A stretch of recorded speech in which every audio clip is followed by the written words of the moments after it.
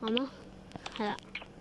售票機咧呢度就係、然後我哋落月台，咁就係咁樣嘅。係啦，成個月台咁樣嘅啦。咁對面就係不在客月台，咁呢度就係有一條掉頭路軌，係嘅。咁係點用嘅咧？第時因為我呢條鄧城鐵路咧，係我第時就會做另一條片話每個站嘅路軌點行啦，更加上我連未來嘅站都有㗎，有㗎。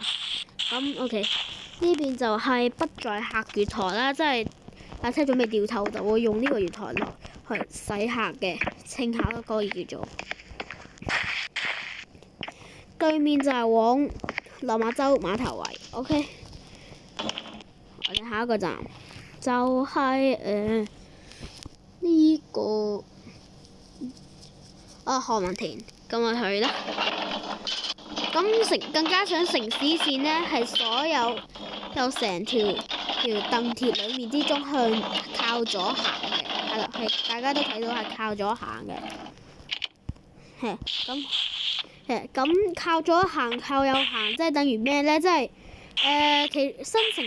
唔係鄧鐵呢係有一正常嚟講呢，係基本嚟講係由呢邊方向即係左落右上啦，但呢條呢就係右上左落，學啦。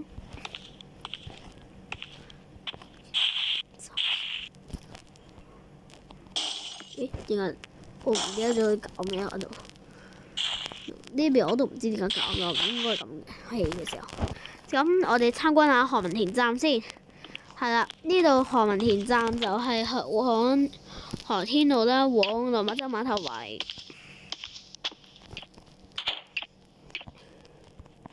咁呢個有好多個出口嘅，呢個月台係有幾個出口嘅。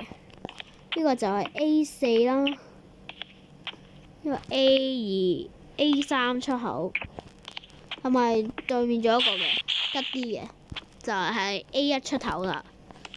咁呢間就係一間餐廳啦，係咪咁樣嘅？廚房冇乜嘢嘅，冇嘢嘅廚房係。如果想開嘅話，你哋可以過嚟我呢個商牌㗎。呢個係 Realcraft 唔係 Minecraft 啊。呢個上面就用雪塊起啦。咁然後就咁嘅啦。何文田好大個，屯門方向。咁以前呢係何文田圍尾站嘅。因為點解呢？因為以前何文田係呢個方係呢一度咧係掉頭路軌嘅，之後咧就屯門開通咗啦，之後就變成中途站啦。更加上咧幾日前咧，我將佢拉高咗佢嘅，係啦。咁算啦，我哋嗰度講下一個站啦。何天路好快到嘅啫，何天路係嗱係幾快，1秒就到啦。係啦，何天路啦，係高啲嘅呢個位置。何天路站啦，係3號，呢個就係3、4月台嘅呢個預計。呢個就咁樣嘅。講咩呢個？企嘅時候。呢個何天路站啦，依藍圖啦。啱啱嗰個咧都係用綠色為主嘅。係啦，何天路點解呢個 Realcraft 都係咁嘅？有啲問題。對面月台行過去。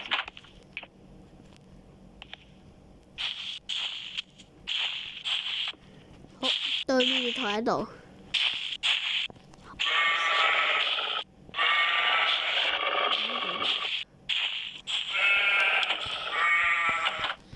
對面月台啦，係啦。講屯門又係客務中心啦，又呢隻嘢都唔知喺度做乜嘢啦。呢個位置就係往落馬洲碼頭圍，但係我嚟試試。咦？搞錯，居然打錯咗牌。我整下先啊。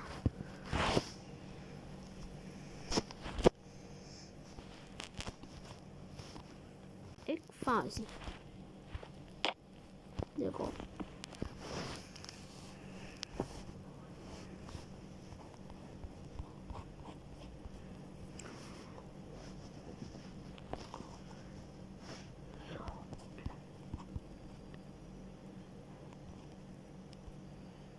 算啦，應該咁啩。應該未。落馬洲碼頭圍 ，OK， 呢個先啱。OK， 就咁樣嘅，原本應該係咁樣嘅，係啊。我哋打嚟緊啦，佢而家唔使理住。好，就係咁樣嘅。咁呢個站就好多都係參考。睇因為我睇咗 Boss Wong 都係咁差唔多，係呢個係我自己決搞㗎呢個。好嘅，我哋下一個站紅磡。紅磡我真係應該係全鄧鐵嚟講係最乸嘅站，即係好搞笑嘅。如果我係由呢個方向去睇咧，其實咧你話對面咧係整得好一啲嘅。係啦，係至少都好啲嘅。但呢個方向咧，呢個位置我真係好醜，我覺得係啦，冇咩用。紅磡站係咁樣嘅，我哋唔講呢邊先咁多啦。咁以前落馬洲嘅時候未開嘅時候點掉頭咧，我唔記得咗。sorry 啊，我唔記得晒，我唔記得咗點掉頭嘅係落馬洲站。咁呢個我哋下一個站，我哋去到落馬洲先啊，好 ，OK。咁因為而家啲車咧，大部分都係碼頭位嘅，咁落馬洲就好少見㗎啦，見過去㗎啦，我哋又要跳。咁下一個站就係落站，都係落馬洲啦。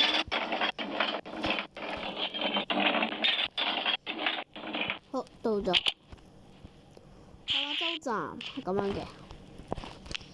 因為咧點解係用黑色門嘅？咁因為呢個站咧係好舊嘅，係都已經好舊㗎啦。因為舊嘅站咧就係用黑門嘅，黑色嘅玻璃門。而嗰啲新站都會改用白色，係而家呢隻普通玻璃門㗎啦。咁如果你因為由於呢個單軌月台，所以就會咩嘅。我哋下一個站碼頭圍，咁因為呢個位置可以交叉，所以我哋就直接行過去啦。都係咁嘅，係啦。然後就喺呢個係轉乘站。同南湖線行嘅，係轉乘，係南湖線。咁係呢個有好多個月台，係應該係全鄧鐵嚟講最多月台嘅站，啱嘅。最多月台咁就有1、2、3、4、5、6、7個月台嘅。咁呢兩個月台咧，我就冇計劃嘅。我原本想起條線，不過我都係放棄，可能教。我就決定唔整啦。咁然後呢個咧就係南湖線嘅新月台啦。不過其實南湖線已經係通咗車，已經係咩㗎啦。更加上呢條路咧可以通去南湖線嘅月台啦。不過我哋講先。係啦，呢個就係去南湖線新月台嘅位置啦。你上到去就去到轉車大堂，然後再轉彎就去到呢個新月台。呢個新月台係全新嘅，而家係測試中。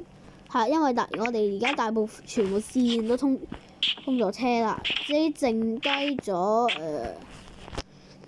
機場線嘅由三個礦物博物館站、木頭站呢兩個站未開啫，而家。OK，嗱，然後呢個位置啦，係啦，對面就係一個棄置月台，即係廢嘅呢個月台係廢咗噶啦。更加上呢個月台係長一啲，長身嘅。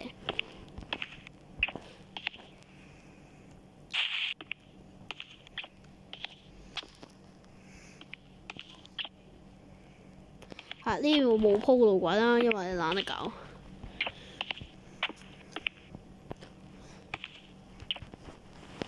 然後呢一度閘機係一直開嘅，我冇閂。呢度都係吉嘅，而家係唔開嘅，因為而家冇咩用。等我第時就會再搞噶啦。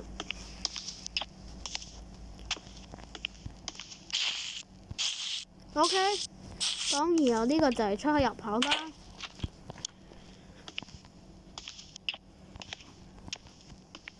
OK，就咁樣嘅，幾近宋雲台站。係呢個就係宋雲台啦，南湖線嘅。OK，不過我哋下個另外一個片再講啦。咁我哋今次就講城市線就係呢度，下次我哋就講南湖線。OK，拜拜。